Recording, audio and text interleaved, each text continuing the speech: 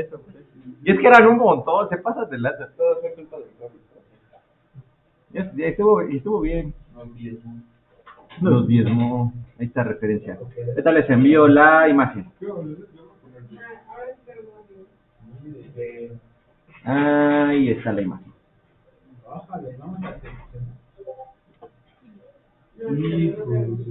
Ahí está, va. Dale, pa' pronto. Entonces, todo, ay Dios. Digo, muchacho. Va. ¿Qué vamos a estar utilizando? No, ya, compórtense, porque viene Isaac. Es cierto. Como si nos comportáramos allí. Va. Es que les digo siempre, ¿a poco han tenido algún profesor así? No. Yo sí. Y me dio la secundaria, era un desgorro. Por eso tomé ese estilo de dar clases. Porque se rifaba, me daba inglés y se rifó un buen. Va. Entonces, ya se está grabando esa onda. Ahí está el código, ¿no? Ya lo tienen en el Discord. Lo pueden ejecutar en el Spider o en el Colab. El Colab a lo mejor es un poquito más sencillo. Ya nada más suban la imagen que les envié, ¿no? Esa imagen, entonces fíjense, ¿qué es lo que tenemos o qué es lo que tienen que hacer ustedes para calibrar una cámara para poder hacer mediciones? Simple y sencillamente, que les digo siempre, estas cosas de visión artificial, ustedes hagan como, ¿qué tengo que hacer yo para, visualmente, pues para hacer algo, ¿no? Por ejemplo, ¿cómo podrían decirme a la distancia en la que estén, de qué tamaño es la cámara, por ejemplo? Esta. Unos 4 dedos. Ah, tomando como referencia otro objeto, ¿no? ¿Medio qué? ¿Medio dedo? Iba a poner el otro dedo, pero mejor así como. Cada vez estamos peor. Va, en eso tienes razón. Hay que tomar una referencia. Entonces, siempre hay que tomar una referencia, ¿no? Pues sí está mejor que el anterior. Así, ¿no? Sacamos un promedio. Y sacan un promedio y dicen, no, pues sí, eres mexicano. Claro, sí. Eres como de África. Cada quien pone sus estándares. No, estamos hablando así de lo mismo. Nada más piensen entonces. Pues si no hubieran aprendido ustedes a lo mejor una referencia, ya estamos tomando ahí una referencia, ¿no? La referencia está bien 4 dedos o alguna cosa de...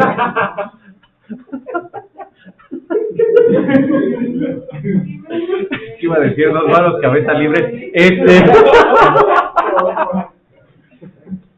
No sé. Ya esto ya se descontroló horriblemente. Bueno, entonces necesitan a fuerza una referencia y sobre todo sabiendo a qué distancia se encuentran, ¿no? No es lo mismo ver hacia la lejanía que un poco más cerca, ¿no? La cosa. Ya en este momento todo lo que digamos va a ser usado en nuestra contra, ¿eh? Ah, caray. Ya hasta se puso su gorrita y toda la cosa.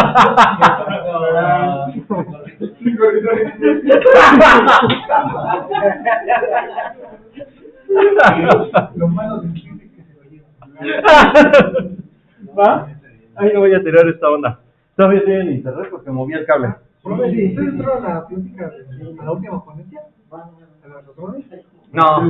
Bueno, era de drones autónomos con visión artificial. Ah, ¿sí? Y utilizaban, utilizaron varios métodos durante sus proyectos y uno era Deep Learning. Y era para saber primero el detalle de la profundidad, entre contrastar no un color, la zona más oscura puede ser la zona más lejana o la más cercana. Pero nada más tenían una cámara. Ajá, una sola cámara. Ah, su mecha está difícil. Una sola cámara, y yo lo que sí me di cuenta es de que, bueno, lo que hacían era un mapeo del lugar mediante puntos. Sí. Mediante nubes de puntos, y hacían, lo que sí le comenté es el detalle de los reflejos, porque había una pantalla y se reflejaba parte del fondo. Siempre. Es un desgorre. O sea, ya vieron aquí en Visión Artificial, seguramente ya están trabajando con esos proyectos. A lo mejor hubiéramos podido echar a perder acá el proyecto de Isaac, si le hubiéramos puesto un montón de iluminación.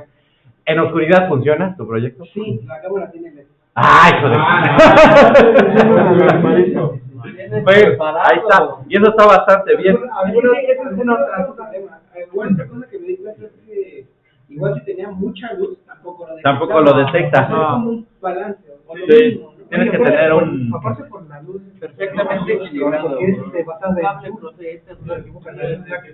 Ah, y también dependiendo de la, ¿cómo se llama? Temperatura de color. Sí, eran los fríos, pero... Va, entonces, siempre aquí lo ideal es tener la iluminación o el ambiente controlado, ¿no? Para evitar eso. Ahora, por ejemplo, lo que nos estaba diciendo Uciel, eso de detectar profundidad está bastante bueno, porque generalmente se hace con dos cámaras. Ahí está, dos cámaras. Por cierto, Jaime. ¿Por qué razón? En una pasa exactamente lo mismo, nuestro cerebro hace exactamente eso. Pues no tenemos los dos ojos así, ¿no? No somos cíclopes. Bueno, a veces. Su máquina. Eso igual. Es bien mal hablado, Iván, ya me di cuenta. O perdón, no mal hablado, mal pensado. Entonces, tenemos una cierta separación. Ya el cerebro está entrenado para la separación que tienen entonces de los ojos y decir, bueno, esto se encuentra a cierta profundidad, ¿no? Compañeros de allá ya está a una cierta profundidad. De hecho, se supone que... ¿Qué tan lejos vives, no? Antes se utilizaban dos cámaras. Sí. Para hacer ese detalle, pero... Y ahorita con los de Deep Learning ya es un poquito más sencillo. Es que fue por un sensor que les proporcionó Microsoft. Fue en un concurso que sacaron una cámara con cierto sensor. Dijeron, pues, ¿por qué lo quieres utilizar? Ya compraba y metieron el proyecto. Y pudieron utilizar ese sensor de Microsoft. Y por eso es que... Ya es factible con una sola cámara, ¿no? Ajá, deja de eso, él es ¿cómo se dice? Ya me acabé los tamborines. Tratamiento de la imagen a bordo del dron. Ah, no más. Tamborín. O sea, todo lo hace sobre el dron, está las dos, está el procesador que controla el dron y aparte otra externa que controla la imagen que recibe etcétera. Que al mismo tiempo hace transformación. Ya hace la transmisión. Ajá. Sigo prefiriendo las dos cámaras. Bueno, pues ahí está. Ahora entonces, ¿qué pasa con esa imagen que estoy mostrando ahí, no? O que la que les envié. Vamos a tener unas ciertas cosas que en esas son pastillas, no me digan. La pastillita azul. ¿Este qué es, profe? ¿Detección de puntos? No. Medición. Vamos a ver entonces esta parte de medición. Se supone entonces que ustedes van a poner la cámara a cierta distancia.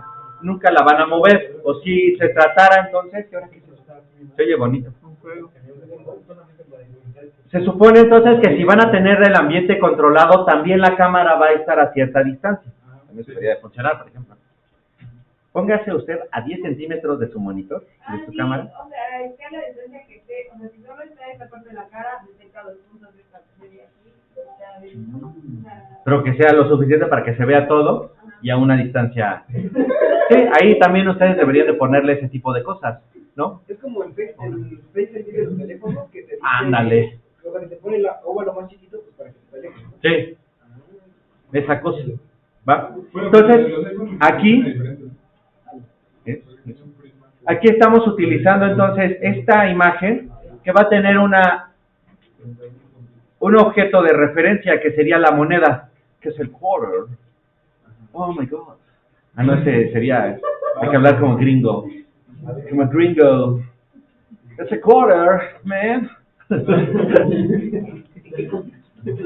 Una cosa así, ¿no? Y ese se supone que mide, bueno, está estandarizado y mide .955 de pulgada o aproximadamente 24.26 milímetros. Sí soy.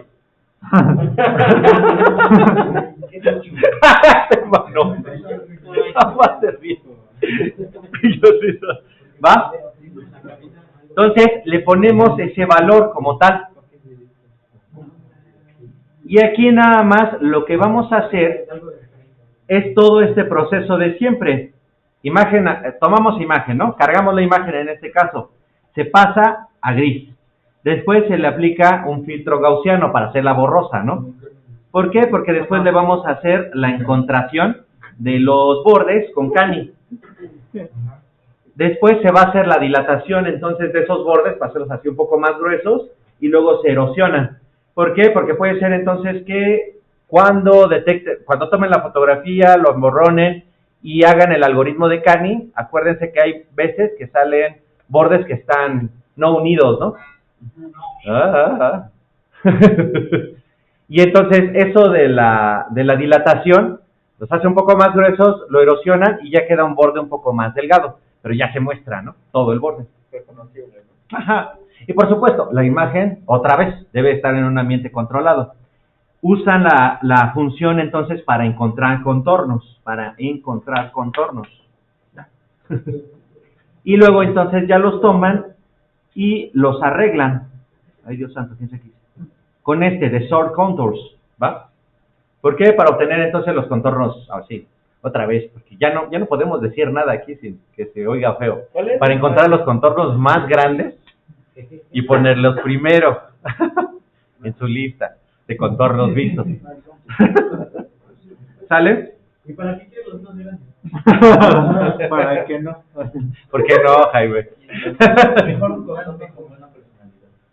Pero un cafecito. No es cierto. No, nada más es para que vieran. O sea, los contornos, acuérdense que se ven, primero es así de afuera para adentro. Y tienen una ordenación así medio extraña.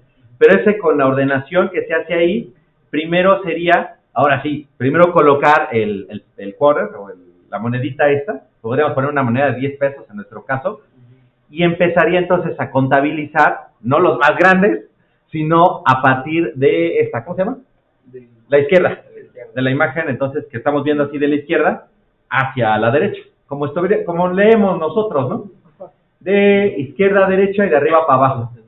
Con el Sort Contours es como se ve así. Estaría más factible colocar una región de interés donde ya esté establecida la referencia y a partir de ahí... Eso sería un poco más fácil. De hecho, la parte más sencilla, y lo que vamos a hacer nosotros, que vamos a hacer ustedes para pronto, es simplemente agarrar una hoja, cuadricularla, y entonces calibrar la cámara, pero la cámara siempre tiene que estar a la misma distancia.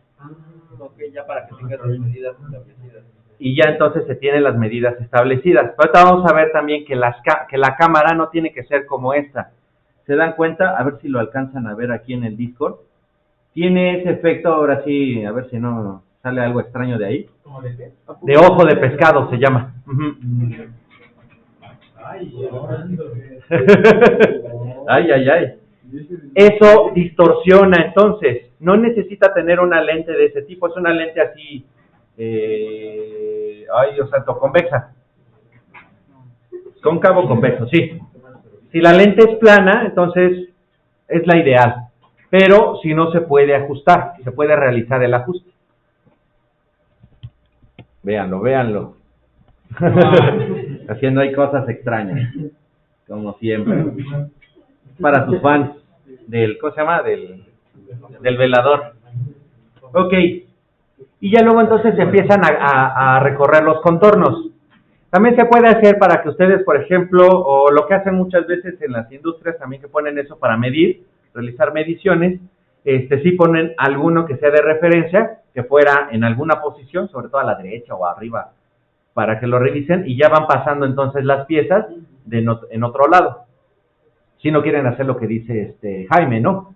O puede ser entonces de que dicen, bueno, ahí siempre va a estar mi referencia. Hacen lo de la región de interés, le aplican entonces todo ese proceso de borronamiento, sacar el contorno y la fregada y media, y ya sacan entonces el tamaño. ¿Cómo le hacen entonces?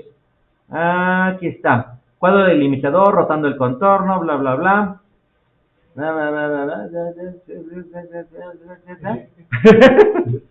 No es cierto. No. ¿Qué más?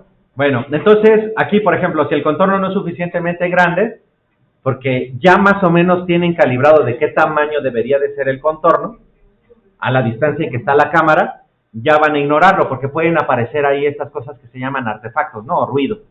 Entonces, lo quitan, hacen una copia, encuentran entonces, el mínimo del área rectangular alrededor entonces de cada uno de los contornos que ustedes detecten y van sacando entonces los puntos de ese cuadro, ¿va? En este caso estamos utilizando una imagen donde hay cosas ahí medio extrañas, hasta con formas extrañas, pero son simétricas, si se dan cuenta, ¿no? Entonces, lo que nos va a hacer estas instrucciones es localizar una caja o un rectángulo alrededor de cada una de esas imágenes, porque ahí es donde tenemos los contornos. Profe, ¡Qué pasión! Algo así más o menos hice yo en el código, pero fue con el Convex Hull. Ah, también se puede hacer así con el Convex Hull. Ese también te ayuda para quitar estos efectos.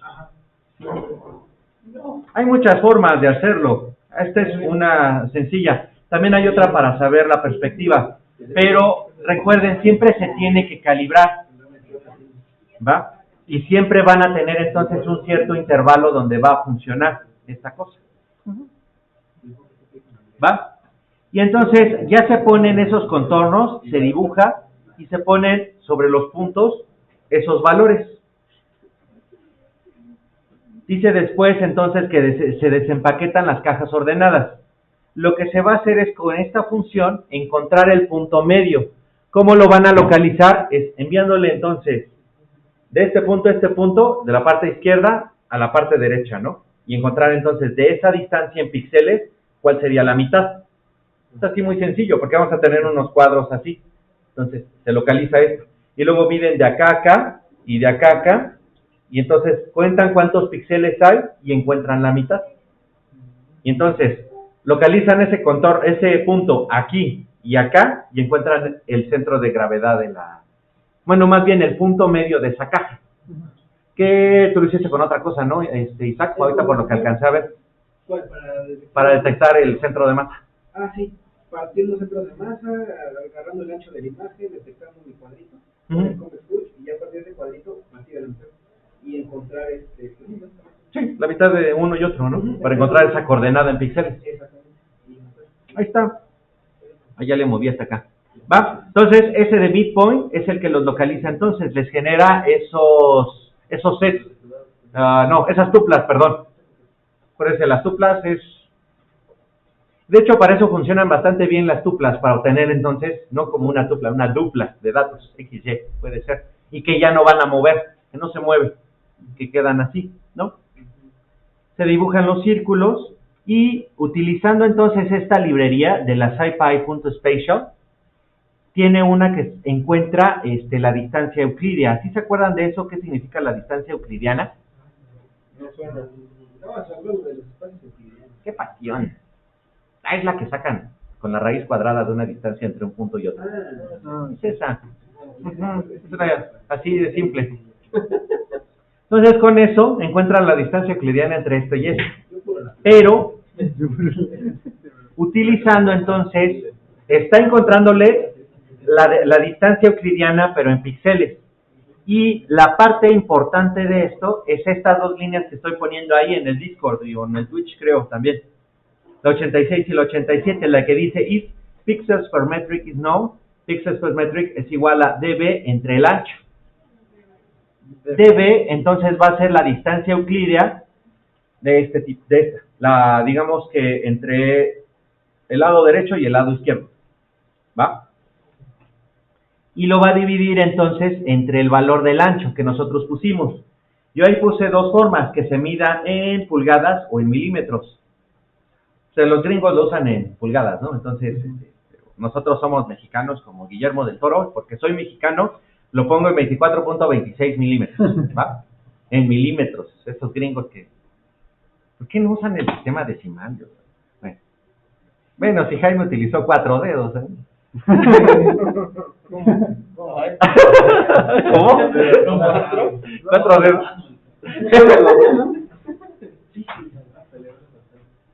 Y entonces de esa manera calculan las dimensiones del objeto en X y en Y.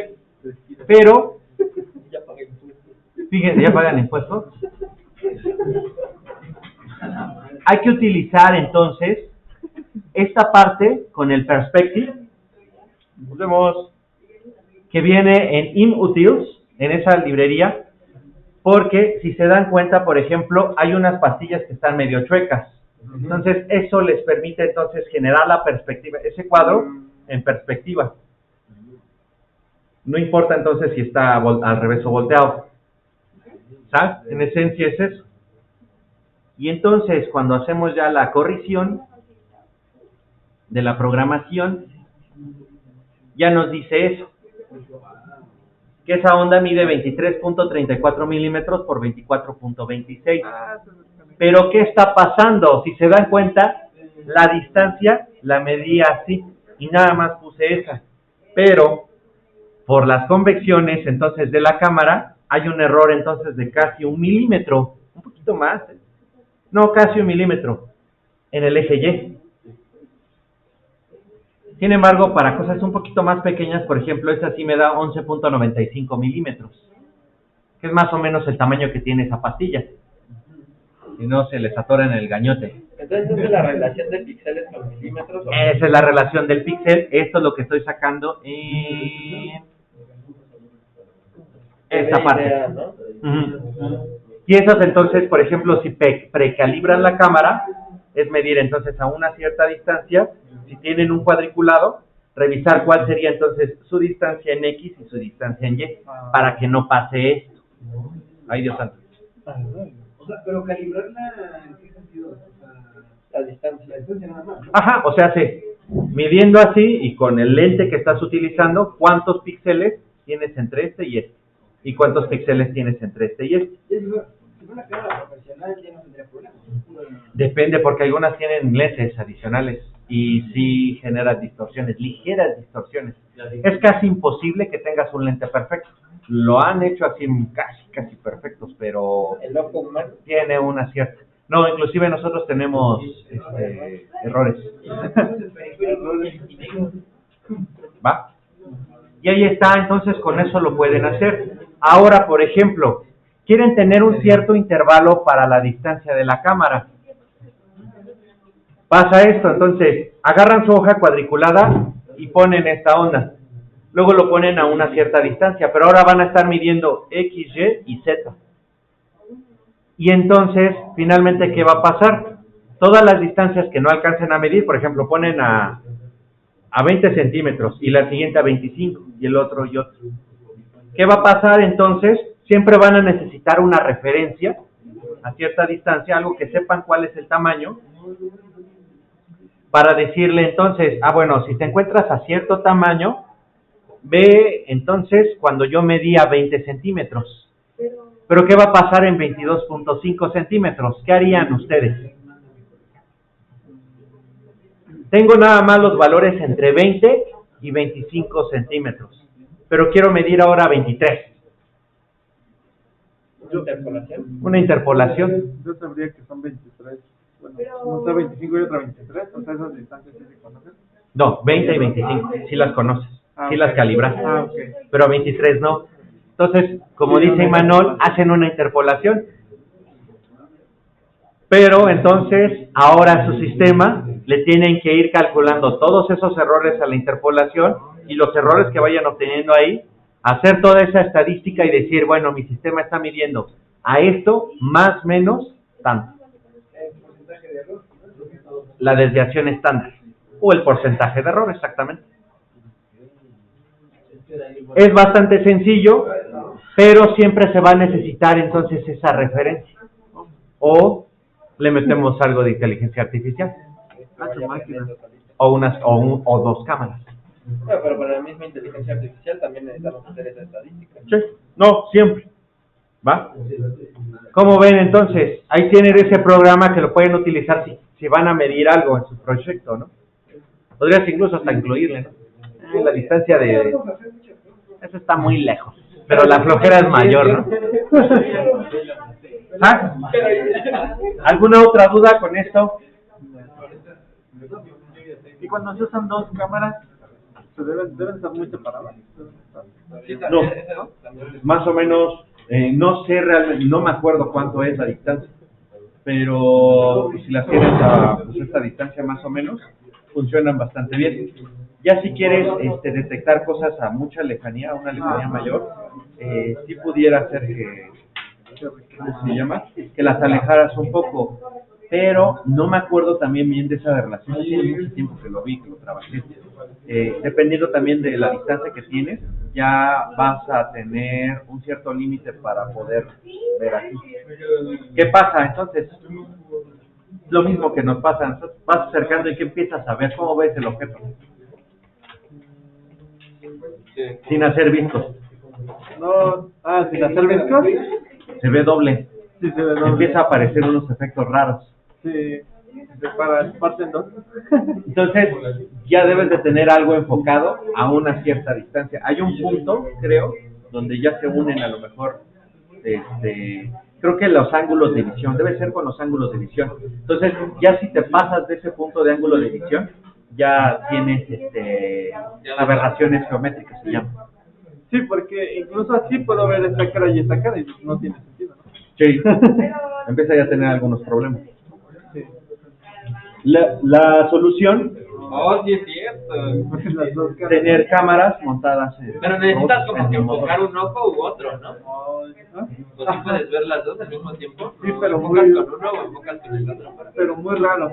Para modificar entonces tu ángulo de visión. Entonces ya tienes la capacidad entonces de mover eso. Y inclusive acercarlo lo más que puedas. Eso es cuando nosotros ya hacemos vistas. Su máquina. Es un desgorre, ¿no? Sí. ¿Alguna duda también allá atrás? El oso lo vemos el jueves, entonces vemos esa parte de las manos. Ahí está Natalia y Arlet, nos van a dar ahora la clase. Ay, sí, ya no me van a dejar mentir. Para revisar eso. También son librerías. Vemos entonces, de alguna forma, la estructura y la base de todo eso. ¿Va? Ya nada más para localizar ciertos puntos. ¿Alguna duda también allá a la lejanía? La otra. No, la otra lejanía. O sea, por los que Harold, Los que Braulio, ¿ya se fue?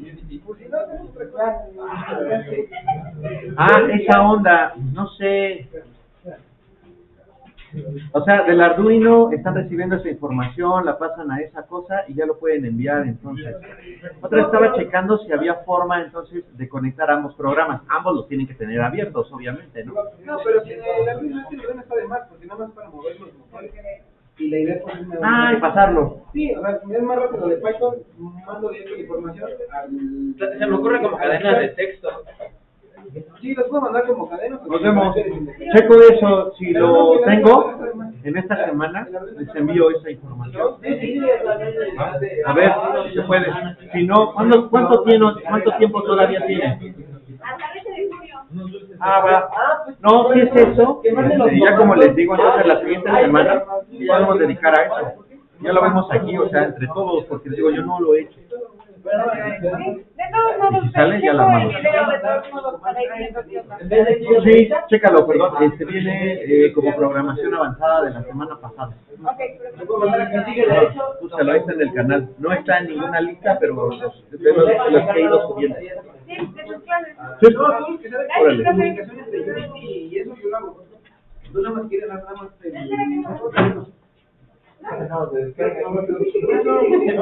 yo no les mover